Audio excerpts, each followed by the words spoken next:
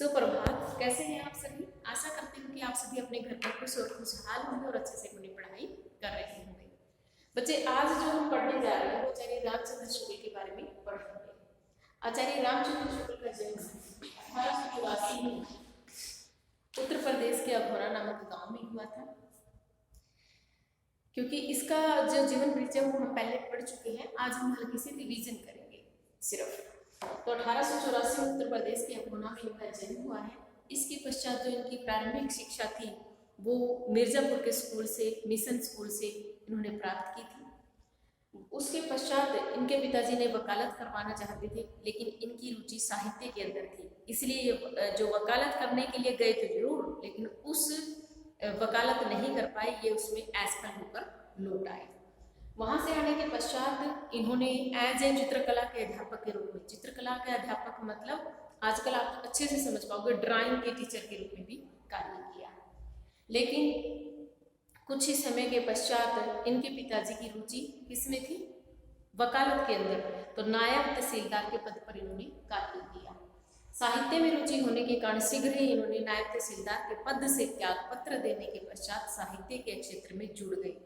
और सौभाग्यशाली मानिए, जिनकी जिस विषय में रुचि हो और उसी विषय के अंदर यदि काम करने का मौका मिल जाए तो सफलता के उच्च शिखर तक जाते हैं ऐसे व्यक्ति।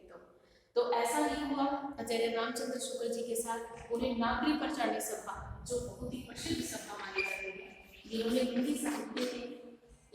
हिंदी साहित्य का बेस बनाने में भूमिका बहुत बड़ी निभाई है। नागरी प्रचारणी सभा में, नागरी प्रचारणी सभा के अंदर इन्हें सह संपादक की भूमिका निभाने का मौका मिला। इन्हें जो हिंदी साहित्य का जो इतिहास था वो इसी सभा में आने के बाद लिखा। इन्हें सबसे पहले सह संपादक के रूप में कार्य सौंपा गया था। हिंदी शब्द सागर के नाम से सह संपादक के रूप में जिम्मेदारी दी गई थी, जो उन्होंने बहुत अच्छे से निभाई। और उसके पश्चात एक बड़ा मुकाम हासिल किया, एक बड़ी पहचान मिली हिंदी साहित्य के इतिहास को लेकर, जो 1929 में प्रकाशित हुआ था। इसके पश्चात अपनी रुचि का विषय मिलने के पश्चात इनके व्यक्तित्व में और अधिक निखार आया और इन्हें काशी विश्वविद्यालय में नायब तहसीलदार के पद से त्याग पत्र देने के पश्चात काशी विश्वविद्यालय के अंदर ये हिंदी विभाग के प्राध्यापक भी बने। जो डॉक्टर श्याम सुंदर दास जी, ऐसे महान व्यक्तित्व के धनी, जिन्होंने खुद एमए हिंदी नहीं किया लेकिन हिंदी एमए के स्टूडेंट्स को पढ़ाया। हिंदी एमए के छात्रों को पढ़ाने वाले पहले अध्यापक डॉक्टर श्याम सुंदर दास जी के निधन के पश्चात इन्हें काशी विश्वविद्यालय के अंदर पूरे विभाग के अध्यक्ष के रूप में, यानी कि हिंदी विभाग का अध्यक्ष के रूप में कार्य करने का मौका मिला। लेकिन समय कब रुकता है किसी के लिए? सन 1941 के अंदर हमने इस महान व्यक्तित्व को खो दिया। इनके जीवन परिचय को जानने के पश्चात अब हम इनके थोड़े से कृतित्व के बारे में भी हल्की से रिवीजन करेंगे। इन्होंने केवल किसी एक विधा के ऊपर कार्य नहीं किया, इन्होंने कविताएं भी लिखी, जैसे अभिमन्यु वध के काव्य संग्रह का नाम है। कहानियां भी लिखी, जिसे 11 बरस का समय की बहुत अच्छी कहानी मानी जाती है, प्रारंभिक कहानियों में से एक है। उसके पश्चात इन्होंने हिंदी साहित्य का इतिहास लिखा, जो इनकी प्रसिद्धि का मुख्य कारण है। हिंदी साहित्य का इतिहास 1929 में जिसका प्रकाशन हुआ। उसके पश्चात इन्होंने समीक्षाएं भी की, आलोचना की, कभी तुलसीदास के नाम से की, जायसी की, सूरदास की है, काव्य में रहस्यवाद और बहुत सारे निबंध भी लिखे। इनके जो निबंध थे वो उन सारे निबंधों का संग्रह एक जगह किया गया और उस निबंध संग्रह का नाम रखा गया चिंतामणि। तो चिंतामणि में बहुत सारे इनके लिखे हुए निबंधों का संग्रह किया गया और इस प्रकार से हम कह सकते हैं कि आचार्य रामचंद्र शुक्ल जी एक महान व्यक्तित्व के धनी, जिन्होंने हिंदी साहित्य की विभिन्न विधाओं के ऊपर सफलतापूर्वक कार्य किया। और इसके साथ साथ ये बहुत अच्छे अनुवादक भी थे, क्योंकि 9th क्लास के जब ये छात्र थे, 9वीं कक्षा में पढ़ते थे, तो इन्होंने ऐसे ऑन इमेजिनेशन का हिंदी भाषा में अनुवाद कर दिया था। इस प्रकार से हमें पता चला कि ये बहुत तेज बुद्धि, तीव्र बुद्धि और बहुमुखी प्रतिभा के धनी थे। आज हम जो विस्तार पूर्वक चर्चा करेंगे वो करेंगे इनकी साहित्यिक विशेषताओं के बारे में। इनकी यदि साहित्यिक विशेषताओं की बात की जाए तो सबसे पहले मैं आपको बताना चाहूँगी कि इनके लिखने का जो ढंग था वो तो मौलिक थे। अगर हम पॉइंटों के आधार पर इन विशेषताओं को बांटना चाहें तो मौलिक चिंतन, इनके जो लिखने का तरीका था बच्चे, ये बिल्कुल मौलिक यानी कि खुद के अपने ढंग से लिखते थे। ये किसी और विषय के आधार पर या पुराचित किसी और विषय को लेकर उसके आधार पर नहीं, इनकी खुद की अपनी सोच के आधार पर ये किसी भी विषय को पूरा विस्तार पूर्वक वर्णन करते थे। किस प्रकार से हम कह सकते हैं, जैसे कि इनका श्रद्धा और भक्ति, श्रद्धा और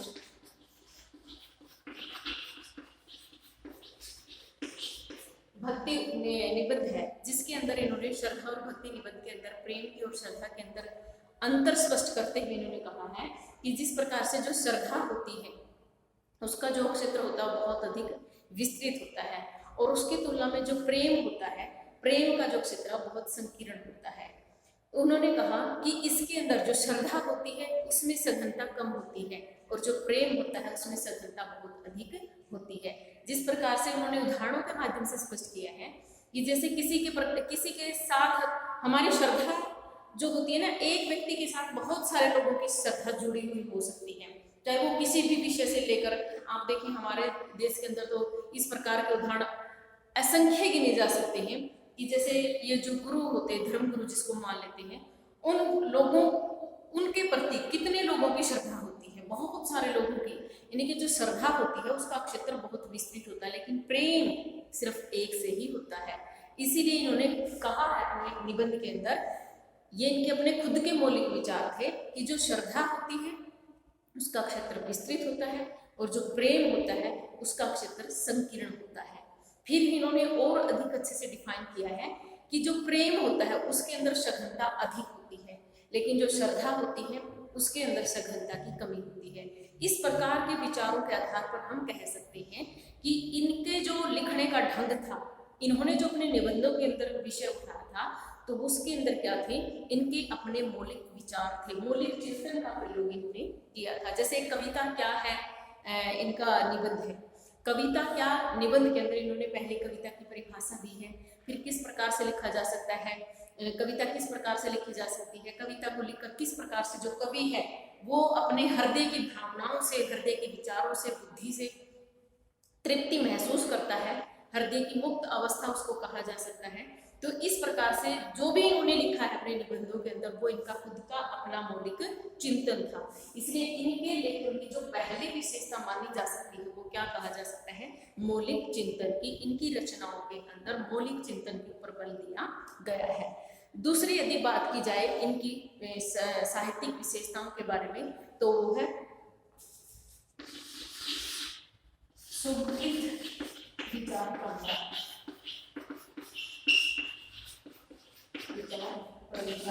कि इन्होंने जो विचार लिखे हैं अपने निबंधों के अंदर, जो इन्होंने बात कहने का प्रयास किया है उसके अंदर जो बात लिखी गई है ना वो विचार बिखराव महसूस नहीं होता, एक बात से जुड़ी हुई दूसरी बात महसूस होती है। उन विचारों के अंदर क्रमबद्ध तरीके से विचार चलते हैं, एक बात अगले विषय के साथ जुड़ी हुई प्रतीत होती है। इसीलिए इनके साहित्य की जो दूसरी प्रमुख विशेषता मानी जा सकती है वो है सुगठित विचार परंपरा, कि सारे विचार एक दूसरे से जुड़े हुए गठित हुए प्रतीत होते हैं। ये भी इनके साहित्य लेखन की एक प्रसिद्ध विशेषता के रूप में जानी जा सकती है। तीसरी है गंभीर विवेचन।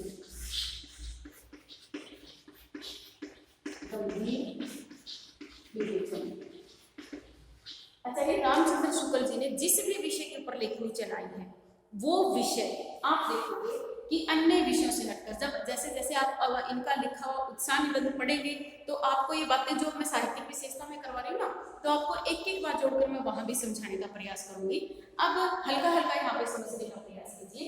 गंभीर विवेचन, गंभीर विवेचन का मतलब है जो भी इन्होंने अपने निबंधों के दौरान, कविता के दौरान, कहानी के दौरान जो भी विषय उठाया वो गंभीर विषय उठाए, कोई मजाकिया या हल्के विषय इन्होंने अपने निबंधों के रूप में, अपनी रचनाओं के रूप में इन्होंने चयन नहीं किया है। उनका बहुत ही सोच विचार कर गंभीर विषयों के ऊपर इन्होंने अपने विचार दिए हैं। तो इस प्रकार से हम कह सकते हैं कि इन्होंने गंभीर विषयों का विवेचन अपनी रचनाओं के अंदर किया है। नेक्स्ट यदि विशेषता, मैं बच्चे एक बात और ध्यान से सुनिए मेरी, जो मैं आपको साहित्यिक विशेषताएं करवा रही हूँ, चाहे वीडियो में कोई भी विषय पढ़ाया जाए, तो आप क्या करेंगे, जब भी आप वीडियो को सुने तो साथ में कॉपी पेन लेकर बैठे, ताकि जो महत्वपूर्ण बातें यहाँ पर लिखी जाए, क्योंकि आपके यहाँ पर जो ये आएगा कवि परिचय आएगा वो 10 नंबर का आना है। तो उसी के अकॉर्डिंग पहले आप उनके जीवन का परिचय दें, फिर उनकी कृतित्व का परिचय दें, फिर उनकी साहित्यिक विशेषताओं के बारे में। तो आपकी बुक्स के अंदर जो साहित्यिक विशेषताओं के पॉइंट है वो नहीं दिए गए हैं, इसलिए मैं यहाँ पॉइंट लिखवा रही हूँ। तो आप इन पॉइंट के आधार पर जब इसको अच्छे से डिफाइन करोगे तो आपको अच्छे अंक मिलेंगे। इसलिए जब भी आप वीडियो को सुने तो आपके हाथ में कॉपी पेन हो और आप साथ के साथ इन पॉइंटों को नोट डाउन कर लें। नेक्स्ट यदि विशेषता की हम बात करें तो उसमें है हृदय और बुद्धि का संबंध। हृदय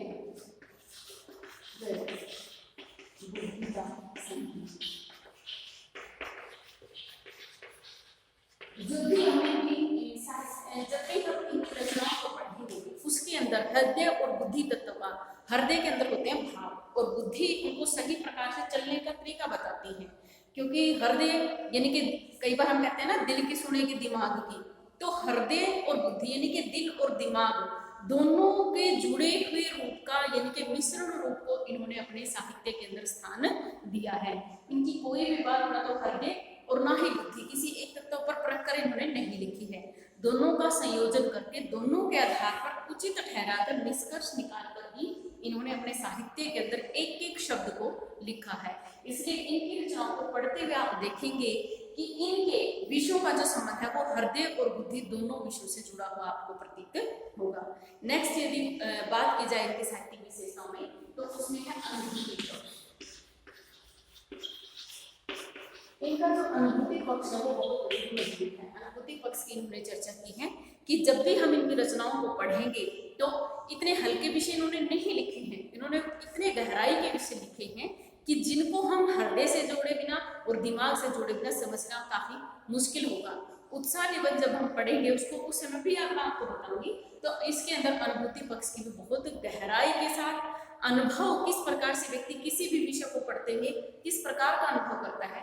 क्योंकि जैसे कविता है, कविता को जब तक हम हृदय से अनुभव ही नहीं करेंगे तब उसके वास्तविक असली अर्थ को तक हम पहुंच ही नहीं पाएंगे। इसलिए इनकी रचनाओं के अंदर जो अनुभूति पक्ष है उसके ऊपर विशेष रूप से बल दिया गया है। नेक्स्ट यदि विशेषता की बात की जाए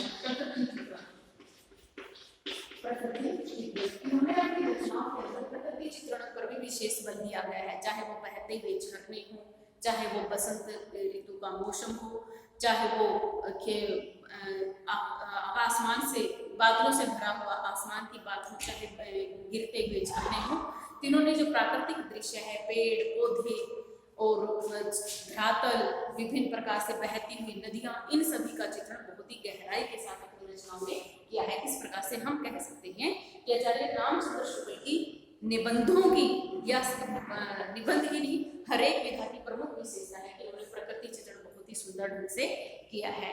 नेक्स्ट यदि बात करें तो वो होगा, यानी कि ये सब हम करेंगे जो विचार प्रधान थे, जो इनके विचारों के आधार पर जो मुख्य विशेषताएं थी वो ये थी, यानी कि ये इनके भाव पक्ष की विशेषताएं थी। अब हम बात करेंगे कि भाषा शैली। भाषा शैली के लिए जितना गुणगान हम करें आचार्य रामचंद्र शुक्ल का उतना ही कम है, क्योंकि भाषा के ऊपर इनका बहुत ही जबरदस्त पकड़ थी। इन्होंने प्रांजल भाषा शैली का प्रयोग किया है, बहुत ही सुंदर ढंग से इन्होंने अपनी बातों को लिखा है, तत्सम शब्दों का अधिकता से प्रयोग किया गया है। इनके लिखने के अंदर जो शब्द शक्तियां हैं वो अभिधा, लक्षणा, व्यंजना, विषय के अनुकूल इन्होंने विभिन्न प्रकार की शब्दावलियों का प्रयोग किया है। ऐसे ही यदि गुणों की बात की जाए तो विभिन्न गुणों का प्रयोग किया गया है। इनके अंदर तत्सम शब्दों की अधिकता मिलेगी, विषय के अनुसार एकाध बार कहीं ना कहीं मुहावरे लोकोक्तियों का प्रयोग भी मिलेगा। इस प्रकार से निष्कर्ष रूप से हम कह सकते हैं कि आचार्य रामचंद्र शुक्ल के जो लिखने का ढंग है वो बहुत ही सफल लेखक महसूस होंगे जब हम उनकी रचनाओं के बारे में पढ़ेंगे या उनकी रचनाओं को पढ़ेंगे। आशा करती हूँ कि आपको आचार्य रामचंद्र शुक्ल का जो जीवन परिचय है वो अच्छे से समझ में आ गया होगा। फिर भी एक बार फिर से मैं पूरे के पूरे इस को 2 मिनट में हल्का सा रिवाइज करवाऊंगी और लिखने का तरीका बताऊंगी कि किस प्रकार से आप इस क्वेश्चन को लिखकर 10 में से अच्छे अंक आप उसको ले सकें। सबसे पहले दोगे आपको क्या, सबसे पहले दोगे जीवन परिचय। जीवन परिचय में बताओगे उसका जीवन का प्रभाव कहाँ हुआ, माता का नाम, पिता का नाम, कहाँ से शिक्षा प्राप्त की, कौन कौन से पुरस्कार मिले, किस किस प्रकार की विशेष इनकी उपलब्धियां रही और इनकी मृत्यु कब हुई। दूसरी आप बात करोगे कृति कब हुआ। कृति को यदि विभिन्न विधाएं लिखी है तो अलग अलग करके आप जरूर बताओगे कि किस प्रकार से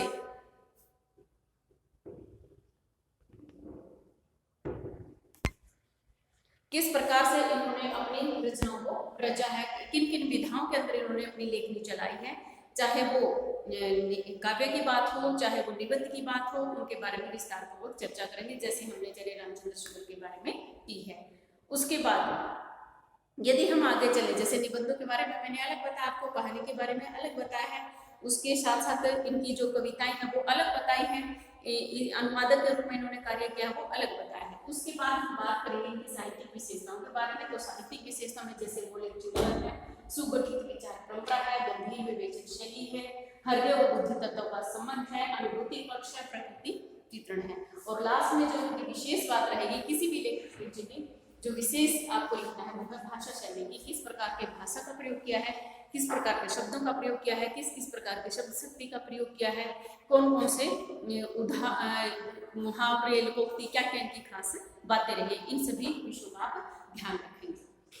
तो धन्यवाद। जय हिंद, जय भारत।